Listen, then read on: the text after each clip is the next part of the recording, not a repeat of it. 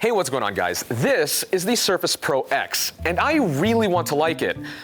But I don't, at least for right now. Now, I've been really intrigued about this product since I saw it a few weeks ago at the launch event because it is a totally new surface. It has thinner bezels, it has a slimmer form factor. The keyboard actually has this really neat party trick where it hides the pen and charges it at the same time, which is a great improvement over the previous Surfaces. But it also, again, has stuff that the Surface is known for. So the really cool hinge and kickstand that's on the back. You can play around with all different kinds of modes, especially useful for, say when you're drawing. Again, things that Surface is known for, but perhaps the biggest change of them all is under the hood. But first, a little bit of perspective. So this is the Surface Pro 7, and I've been using it as my daily driver over the past couple of weeks over my 13-inch MacBook Pro with Touch Bar.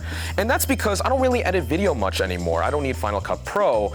All I do is web browse, I check email, and most importantly, I've been making our channel thumbnails using Photoshop. And honestly, the killer feature of it all is the pen. It's just way more intuitive to use with Photoshop, and it's probably the reason why I've stuck with the Surface for the past couple of weeks. But of course, using Photoshop and the pen aren't really exclusive to this generation of Surface, but what is the fact that this year there's a USB-C port, which is obviously great for hooking up peripherals or even charging.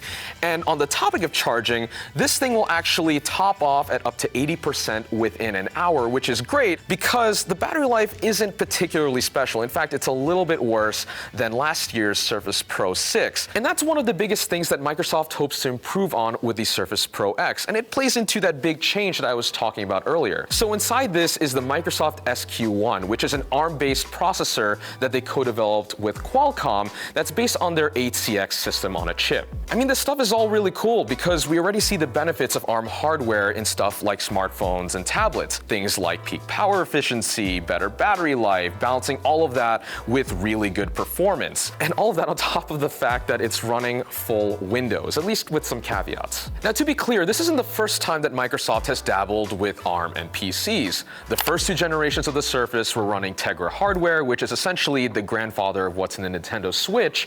And a few years ago, we took a look at this thing, which has a Snapdragon 835 in it. It kind of almost looks like a Surface. And it was running full Windows, but the performance wasn't really that great. But nowadays, ARM hardware is really, really good, and the case in point of that is the iPad Pro. And for all of the advantages that that device has, it's not hard to see why Microsoft would want to take advantage of that. Truth be told, app compatibility is what's on a lot of people's minds when it comes to the Surface Pro X. Unlike its AMD and Intel counterparts, you can't exactly run every single Windows app. So there is a compatibility mode for 32-bit apps, and you can also find ARM-compatible apps, but for the latter, those are a little few and far in between. A lot of people might not even notice though. I mean, running 32-bit Chrome, not exactly that bad. I personally didn't really notice much of a difference. For apps like Photoshop, I've actually had to go back, I think, a year in terms of versions to find one that was compatible with this. And there's just straight up no optimization. I mean, it's kind of obvious it wasn't meant for a device like this, but I think that kind of speaks to where this is at right now. It's definitely not perfect. Adobe said at the Microsoft press conference that they're fully committed to supporting Windows on ARM. And we have to kind of take their word for it. There's no launch dates or anything like that they're just working on it. And that's kind of the story with a lot of apps in general. There's just not a lot of support out there, but where the potential lies is in the future. Microsoft, of course, wants many people to buy the Pro X as much as possible so that there can be more incentive for app devs to support Windows on ARM. So as an early adopter, you have to be willing to accept the compromises that Windows on the Pro X has today in hopes that it will get better at some point in the future, which is also understandably a tough sell, even considering that there are more Snapdragon ARM-based laptops coming in the next few months. It's not to say that Windows on ARM and the Surface Pro X are unusable. In fact, I think if you can, live inside of a web browser, say use Google Docs, Google Sheets, if you're just web browsing, if you're doing pretty much all that I was doing since Photoshop, for lightweight tasks, this thing is really usable, and the benefits, again, of ARM are there to help that. Take away the romantic aspects of the Pro X's future, and what you get is a really nice and well-designed product. It feels really nice in hand, the fit and finish is great. I love the fact that Microsoft embraced the future and finally put two USB-C ports on it.